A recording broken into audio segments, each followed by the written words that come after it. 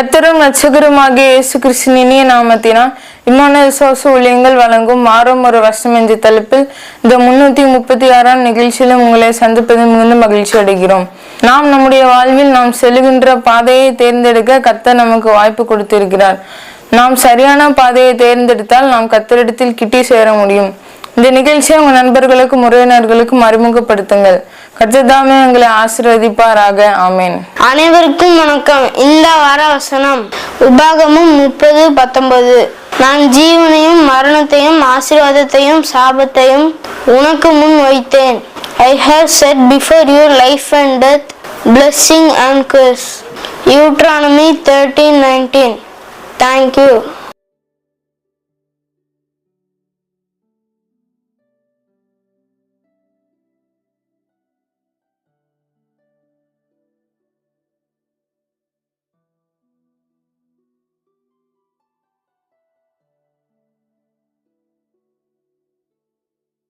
இந்த நன்புள்ள ஆண்டவர் இயேசுவே, நான் உங்கள் நாமத்தை போற்றிடுவேன்.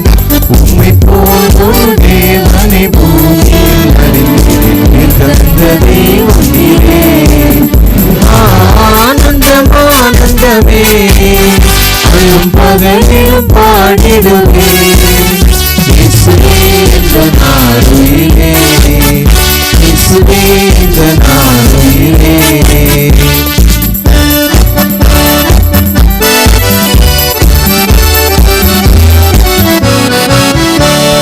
தாயும் என் தந்தையும் ஆனவரே, மற்றும் எல்லாம் எனக்கு நீரே. வானம் பூமியும் யாவுமே மாறிடினும் வாக்கு மாறாதவரே. ஆனந்தம் ஆனந்தமே, அன்னும் பகலிலும் பாடிடுவேன். இயேசுவே இந்த நாளுயிரே, இயேசுவே இந்த நாளுயிரே.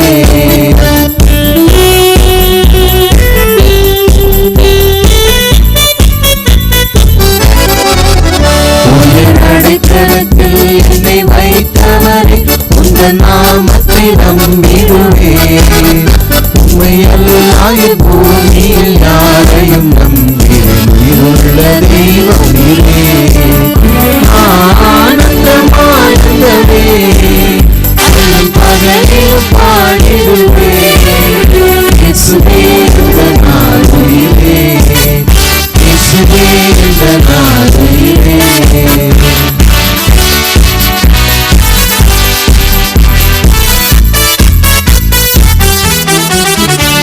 என் சிறுசிகரே, உம்மை நினைத்திடவே அந்த வாலிப நாட்களிலே இந்த மாய உலகத்தை நிறுத்திட அளித்திரு பரிசுத்த தெய்வமே.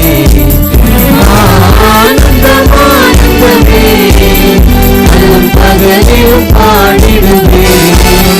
இயேசுவே இந்த நாளுயிரே, இயேசுவே இந்த நாளுயிரே.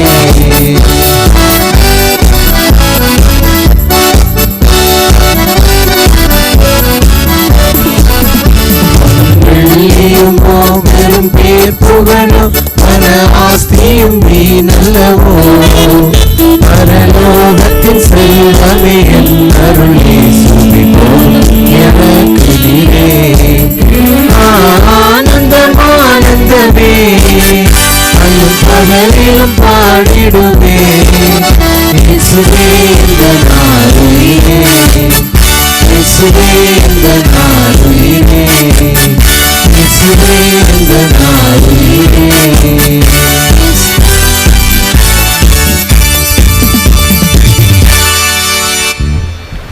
கிறிஸ்துவுக்குள் அருமையானவர்களே, ஆண்டவராகிய இயேசு கிறிஸ்து நாமத்தினாலே உங்களை நான் வாழ்த்துகிறேன். இம்மானுவேல் விசுவாச ஊழியங்கள் சார்பிலே ஆண்டோட வசனங்களை நாம் தியானித்து வருகிறோம். இந்த 336வது வாரத்திலையும் கூட உபாகமம் 30ஆம் அதிகாரம் 19வது வசனத்தை ஆண்டோட கிருபையினாலே தியானிக்க இருக்கிறோம். உபாகமம் 30:19. நான் ஜீவனையும் மரணத்தையும் ஆசீர்வாதத்தையும் சாபத்தையும் உங்கள் முன் வைத்தேன். நான் ஜீவனையும் மரணத்தையும் ஆசீர்வாதத்தையும் சாபத்தையும் உனக்கு முன் வைத்தேன். பாருங்க, இது ஒரு அருமையான வசனம், சாய்ஸ். அநேக பிள்ளைகளுக்கு ஆரம்ப காலங்களில் நம்ம பள்ளிக்கூடத்தில் பிள்ளைகள் வரும்பொழுது புத்தகங்கள், விளையாட்டு ஜாமானம், இப்படி நிறைய பிள்ளைகள் முன்னால் போட்டு நீங்கள் உங்களுக்கு இஷ்டமானதை எடுங்க அப்படின்னு சொல்லி சொல்லுவோம். அப்போ சில பிள்ளைங்க புஸ்தகங்களை எடுப்பாங்க, சில பிள்ளைங்க துப்பாக்கி எடுப்பாங்க, சில பிள்ளைங்க குவாலிக்கா மற்ற இது விளையாட்டு ஜாமானங்களை எடுப்பாங்க. அதே மாதிரி மிருகங்களுடைய உருவம் உள்ள அந்த பொம்மைகளை போட்டோன்னா சில பிள்ளைகள் சிங்கத்தை எடுக்கும், சில பிள்ளைகள் கோழியை எடுக்கும். அப்போ அதை வச்சு கிட்டத்தட்ட அந்த பிள்ளைகளுடைய குணங்களை நம்மளால் அறிய முடியும். அருமையானே, அப்படி இருக்கும் பொழுது நம் தேர்ந்தெடுப்பு எதில் இருக்கிறது என்பதை நாம் முக்கியமாக நாம் கண்டுபிடிக்கிறவர்களாக இருக்கணும். திருநெல்வேலிக்கும் பாளையங்கோட்டைக்கும் இடையில தாமிரபரணி ஆறு வருது, எல்லாருக்குமே அதிகமாக தெரியும். தாமிரபரணி ஆறுல நம்ம பார்த்துருப்போம். அப்படி இருக்கும்போது இந்த தாமிரபரணி ஆறு அநேக இடங்கள்ல சின்ன சின்ன ஓடைகளாக பிரிஞ்சு போகும். அப்படிப்பட்ட ஒரு ஓடைக்கு பேர் பிள்ளையை கொடுத்துட்டு பலாப்பழம் எடுத்த ஒரு ஓடை. அதுக்கு பேர் பிள்ளையை கொடுத்துட்டு பலாப்பழம் எடுத்த ஓடை. அதுக்கு என்ன காரணம்னு சொன்னால், சின்ன வயதில் அதில் போகும்போது எங்கள் அம்மா அந்த விஷயத்த சொல்லியிருக்காங்க. எப்படின்னு சொன்னாச்சுன்னா, ஒரு அம்மா குளிக்கிறதுக்கு போயிருக்காங்க, நிறைய துணிகளை அடி போட்டு துவைச்சிட்டு குளிச்சுட்டு வரணும்னு சொல்லி தன்னுடைய பிள்ளையும் கூட்டிகிட்டு போயிருக்காங்க.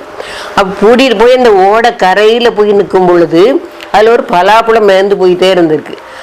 பலாப்பழம் மேய்ந்து போனோடனே இந்த அம்மாவுக்கும் ஆசை, ஐயோ அழகாக மஞ்சள்ன்ட்டு அப்படி அழகாக மேய்ந்து போகுதுன்னு சொல்லி பிள்ளையை கரையில் விட்டுட்டு இந்த பலாப்பழத்தை போயிருக்காங்க. அந்த பலாப்பழம் என்னது, அந்த தண்ணி அடிக்கிற அந்த வேகத்திலே அப்படி போயிட்டே இருந்திருக்கு.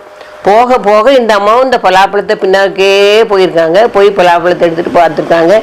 கரையில் பார்த்தாச்சுன்னா பிள்ளை நினைச்சிருக்கு, அம்மா இறங்கிட்டாங்கன்னு சொல்லி பிள்ளையும் தண்ணியில் இறங்கிக்கிட்டு, தண்ணியில் இறங்குனா அந்த தண்ணின்ற வேகத்துக்கு ஈடு கொடுக்க முடியாமல் இந்த பிள்ளையே என்ன செய்யிட்டு தண்ணியிலே போயிட்டு. இந்த அம்மா பலாப்பழத்தை கவனமாக இருந்தனால பிள்ளை போனதை கவனிக்கவே இல்லை. கவனிக்க போகாமல் பிள்ளை அப்படியே அடைச்சிக்கிட்டு என்ன செய்ய ரொம்ப தூரம் போயிட்டு பலாப்பழத்தை எடுத்துக்கொண்டு கரையில் வச்ச பிறகு தான் இந்த அம்மா பார்க்குறாங்க, பிள்ளையே காணும். பார்த்தா பிள்ளை தூரத்தில் நினச்சிட்டு அப்படியே சுருண்டு போயிட்டே என்ன செய்யுது தண்ணியில் இருக்கு. அப்புறமா அவங்க இந்த பிள்ளையை அவங்களால காப்பாற்றவே முடியல. ஒரே அழுகாலேருந்து கிடந்திருக்காங்க. ஐயோ என் பிள்ளை போயிட்டு என்ன பலாப்பழத்துக்கு ஆசைப்பட்டு என் பிள்ளையை அனுவானியமாக விட்டுட்டேனே, வீட்டுக்கு போனால் எங்கள் புருஷனுக்கு என்ன பதில் சொல்வேன், என் மாமியாருக்கு என்ன பதில் சொல்வேன்னு சொல்லி ஒரே ஒப்பாரி வச்சுக்கிட்டு என்ன செய்யிருக்காங்க கிடந்திருக்காங்க. அது ஒரு நல்ல பாடம் பாருங்க. அது இப்பவும் அந்த பக்கத்தில் போனாச்சுன்னா எனக்கு அந்த ஞாபகம் என்ன செய்யும் பாருங்க, எல்லாரும் சொல்லுவாங்க. அதுக்காகனால அந்த ஓடைக்கு பேரே பிள்ளையை கொடுத்துட்டு பலாப்பழம் எடுத்த ஓடைன்னு சொல்லி எனக்கு செய்வாங்க சொல்லுவாங்க. இன்றைக்கு உலக வாழ்க்கையிலையும் அப்படிதான் நம்மளை கவரக்கூடிய அநேக காரியங்கள் செய்து இருக்குது. அப்படி இருக்கும் பொழுது நாம எதை நம்ம தெரிந்து கொள்ள வேண்டும். பலாப்பழம் ஆசை நல்லதுதான் இருக்கும், சாப்பிட்டா நல்லதான் இருக்கும். ஆனால் அதே சமயத்தில் பிள்ளைடைய பாதுகாப்பு ரொம்ப முக்கியம். இந்த அம்மா என்ன செய்யணும், அந்த பிள்ளைகிட்ட நல்லா சொல்லிட்டு போயிருக்கணும். இல்லைன்னா என்ன செய்யணும், பிள்ளைய தூக்கி தோளில் வச்சுக்கிட்டு என்ன செய்யணும், துணியால் கட்டிக்கிட்டு பலாப்பழத்தை எடுக்க நினச்சிருக்கணும் போயிருக்கணும். எப்படியோ ஒரு சரியான பாதுகாப்பு பிள்ளைக்கு கொடுத்துருக்கணும். அப்படி செய்யாமல் போயிருக்காங்க. இன்றைக்கும் பாருங்க அநேக காரியங்கள் நம்ம ஆசையாக இழுக்கக்கூடியதாக இருக்குது. பைபிளில் பாருங்க, ஏசா ஒரு நேரத்து கூழுக்காக, அந்த பசிக்க இருக்கிற கூழுக்காக தன்னுடைய சிரேஷ்ட புத்த பாகரத்தையே என்ன செய்தாங்க, இழந்துட்டான். ஆகான் பாருங்க தேவ கட்டளை மீறினால அந்த சால்வை, பாபிலோன் சால்வை அவனுக்கு கண்ணுக்கு பளபளன்னு தெரிஞ்சனால எடுத்துட்டு கடைசி ஆண்டோடைய கோபத்துக்கு உள்ளாகி அழிஞ்சான். அது மட்டும் நம்ம கேயாசி பாருங்க, அந்த நாகமான் கொண்டு வந்த எல்லா விதமான பரிசு பொருட்களையும் எல்சா வாங்க மாட்டேன்னு சொன்னோடனே பின்னால் போய் பொய் சொல்லி இப்போ தான் மழை பிரதேசத்துலேருந்து நிறைய வாலிபர்கள் வந்தாங்க, அவங்களுக்கு வெகுமதி வாங்கிட்டு விடுச்சானான்னு சொல்லி பொய் சொல்லி கடைசியில் என்னது குஷ்டரோகத்தை என்ன செய்தான் அடைஞ்சான். அருமையானவர்களே, எல்லாத்துக்கும் மேலாக யூதாஸ் காரியத்து 30 வெள்ளிக்காசுக்கு ஆசைப்பட்டு இயேசுவை காட்டி கொடுத்து அதனால அவன் வாழ்ந்தானே பாருங்க, வாழவே செய்யல. கடைசியில் என்ன செய்யுது, மனசாப்பிட்டு பிரயோஜனம் இல்லாமல் அவன் என்ன செய்தான், நாண்டு கொண்டு நின்று செத்தான்னு சொல்லி பார்க்குறோம். அருமையானவர்களே, இந்த உலகத்தில் எது முக்கியம்? ஆத்மா முக்கியமா, இந்த உலக காரியங்கள் முக்கியமா? இந்த உலகத்துக்கு பிறகு இந்த மரணத்துக்கு பிறகு ஒரு வாழ்க்கை இருக்கு. அப்போ நம்முடைய ஆத்மா உடல் அழியும், ஆத்மா அழியாது. அப்போ அந்த ஆத்மா எங்கே போகுது? அப்போ அதுக்கான தேர்ந்தெடுப்பு எதுங்கிறத நம்ம அதிகமாக உணரணும். அதுக்கு தக்கதாக நம்முடைய வாழ்க்கை என்ன செய்யணும், இருக்கணும். உலக பொருட்களா எது முக்கியம், ஜீவனா எது முக்கியம், மரணமா எது முக்கியம்? தேர்வு செய்து இந்த உலகத்துல நீங்க வாழுங்க.